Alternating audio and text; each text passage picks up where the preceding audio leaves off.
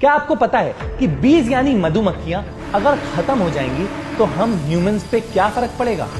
Well, माना यह जाता है कि अगर बीज एक्सटिंक्ट हो जाएंगी तो ह्यूमंस का एग्जिस्टेंस इस प्लेनेट पे इम्पॉसिबल है। That's right. इतना ही नहीं, रिसेंटली बीज को इस प्लेनेट की सबसे इंपॉर्टेंट स्पेशीज डिक्लेयर किया गया।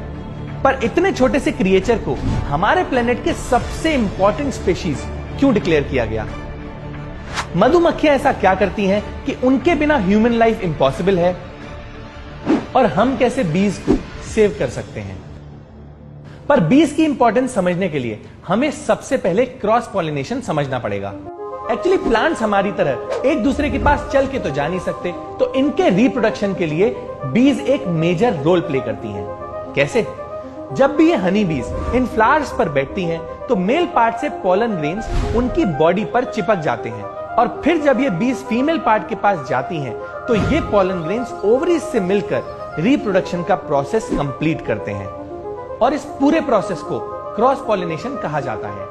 इसी प्रोसेस की वजह से हमें हमारे फूड के 70% क्रॉप्स मिलते हैं। दैट इज राइट, हमारा 70% फूड बीज पे डिपेंड करता है। सो लेट्स सी कि अगर बीज एक्सटिंक्ट हो जाएंगी तो हम ह्यूमंस पे क्या फर्क पड़ेगा।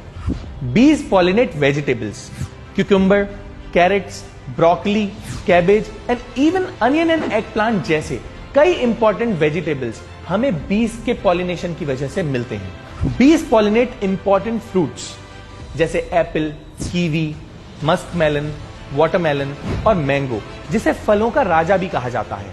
बीज के एक्सटिंक्शन से ये सब एक्सटिंक्ट हो जाएगा। बीज पॉलिनेट कॉफी। क्रॉप्स की ही तरह कॉफी भी बीज ही पॉलिनेट करती हैं।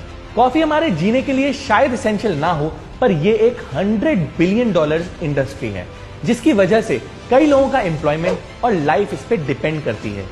बीज पॉलिनेट नट्स। अगर बीज एक्सटिंक्ट हो जाएंगी तो आलमंड्स और कैशू जैसे इंपॉर्टेंट नट्स भी एक्सटिंक्ट हो जाएंगे, जो हमारी बॉडी को कई तरह के न्यूट्रिशंस और विटामिन्स प्रोवाइड करते हैं। Clothing industry. सिर्फ फूड ही नहीं, आज वर्ल्ड में 60% विमेन और 75% मेन कॉटन के ही कपड़े पहनते हैं, और ये कॉटन भी बीज की ही वजह से हमें मिल पाता है। इवन एनिमल्स डिपेंड ऑन बीज। जब इतने सारे क्रॉप्स नहीं होंगे तो इसका डायरेक्ट और इनडायरेक्ट इंपैक्ट उन एनिमल्स पे भी आएगा जिनका survival fruits, vegetables and leaves पे डिपेंड करता है। तो और भी कई स्पीशीज का एग्जिस्टेंस बीज पे डिपेंड करता है। The human race. अगर हमारे पास खाने के लिए 70% क्रॉप्स नहीं होंगी